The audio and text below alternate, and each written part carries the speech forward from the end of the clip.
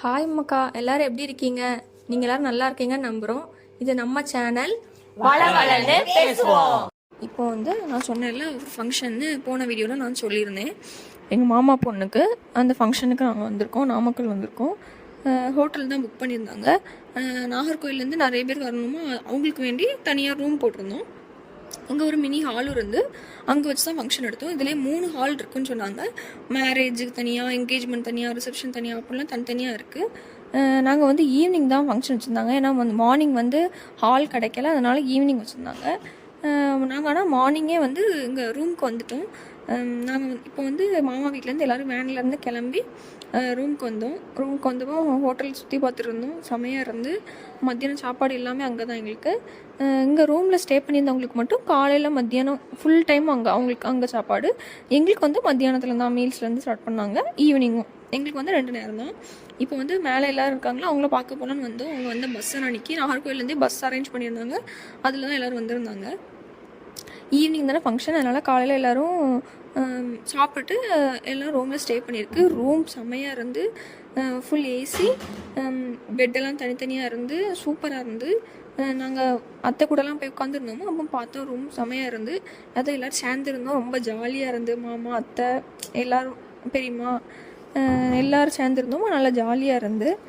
அப்புறம் அப்படி ஒரு வீடியோ எடுத்துகிட்டு திருப்பி இன்னொரு அத்தை ரூமுக்கு போய் பார்க்கலான்னு சொல்லிட்டு அங்கேயும் போனோம். அங்கெல்லாம் போய் எல்லோரும் வெளியே நின்று பேசிட்டு அப்படி இருந்தோம். அப்போ எல்லோரும் அங்கேருந்து பெரியம்மா வீட்டுக்கு போகலாமா அப்படின்னு சொல்லிட்டு அவங்க அத்தையர் எல்லாத்தையும் கேட்டுட்டு இருந்தோம். கேட்டுட்டு எல்லோரும் போகலான்னு சொல்லி பேசிகிட்டு இருந்தாங்க. அப்புறம் இங்கே காலையில் மாமா வீட்டில் மாப்பிள்ளை வீட்டில் உள்ளவங்கலாம் சென்னை, அதனால் அங்கேருந்து சடனாக வர முடியாது. அதனால் அவங்களுக்கும் அங்கே ரூம் போட்டிருந்தோம். அவங்களும் மத்தியானமே வந்துட்டாங்க. வீட்டுக்கு வந்தாங்க எல்லோரும். அப்போ அவங்களுக்கு ஒரு சின்ன ஸ்நாக் மாதிரி கொடுத்துட்டு திருப்பி அவங்களையும் கூப்பிட்டுட்டு ஈவினிங் ஹாலுக்கு வந்தாச்சு. ஈவினிங் சாப்பாடு என்னென்னா பஃபே சிஸ்டம், அதனால் எல்லாம் அரேஞ்ச் பண்ணியிருந்தாங்க. அது ஒரு சின்ன வீடியோ மாதிரி எடுத்துகிட்டு நாங்களும் ஃபோட்டோலாம் எடுத்துகிட்டு இருந்தோம். ரொம்ப நீட்டாக வச்சுருந்தாங்க, அப்பப்போ க்ளீன் பண்ணிவிட்டு. இதுதான் ஹாலில் டெக்கரேட்லாம் சீக்கிரமாக பண்ணிட்டாங்க. நாங்கள் உள்ளே அதே வீடியோ எடுத்துகிட்டு ஃபங்க்ஷன் ஸ்டார்ட் பண்ணிட்டாங்க. ஐயர்லாம் வந்திருந்தாங்க. எல்லோரும் உட்காந்துருந்தோம். இப்போ தான் ஆள் வர ஸ்டார்ட் பண்ணாங்க. நல்லா கொஞ்சம் பேர் தான் ஃபஸ்ட்டு இருந்தோம். அதுக்கப்புறம் திருப்பி போய் அந்த அத்தை மாமா பொண்ணை போய் கூப்பிட்டு இருந்தாங்க, அக்கா எல்லோரும் சேர்ந்து. நானும் போயிருந்தேன். போய் ரூம்லேருந்து கூப்பிட்டு வந்துட்டு நான் உட்காந்துட்டேன். அக்கா தான் ஃபுல்லாக அவங்க கூட நின்னாங்க. போய் கூப்பிட்டு போய் நின்றுட்டு அப்புறம் செகண்ட் சாரி மாற்றதுக்கு திருப்பி அக்கா தான் கூப்பிட்டு வந்தாங்க. அது முடிஞ்சு ஃபங்க்ஷன் முடிஞ்சு அப்புறம் சாப்பாடு ஆரம்பிச்சிட்டாங்க. சாப்பாடு எல்லாமே சூப்பராக இருந்து நிறைய வெரைட்டி இருந்து நம்மளுக்கு என்ன தேவையோ கேட்டால் அப்பப்போ பண்ணி தராங்க. தோசையிலே ரவா தோசை அப்படி நிறைய வெரைட்டி இருந்து செமையாக பண்ணியிருந்தாங்க. சாப்பாடு எல்லாமே நீட்டாக இருந்து, வெஜ்ஜு தான் ஆனால் எல்லாமே நீட்டாக இருந்து எல்லாருக்குமே ரொம்ப பிடிச்சிருந்து. அவங்க சென்னையிலேருந்து வந்திருந்தாங்களும் எங்களுக்கு சாப்பாடு ரொம்ப நல்லா இருந்து பிடிச்சிருந்துன்னு சொன்னாங்க.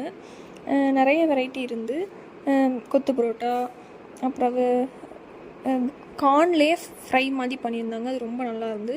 ஆனால் அது சீக்கிரமாக முடிஞ்சிட்டு. மினி இட்லி, இடியாப்பம், பரோட்டா, நான், அதுக்கப்புறம் தோசையிலே 2-3 தோசை, அப்புறம் ஸ்வீட்டுக்கு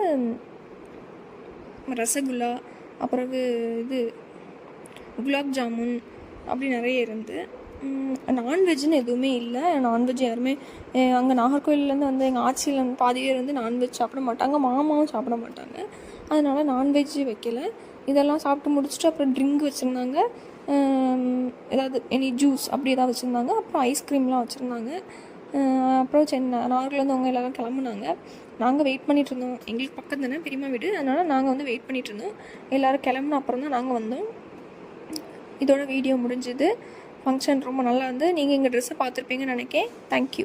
உங்களுக்கு இந்த வீடியோ பிடிச்சிருந்தா லைக் பண்ணுங்கள், ஷேர் பண்ணுங்கள், மறக்காமல் பெல் பட்டனை கிளிக் பண்ணிடுங்க.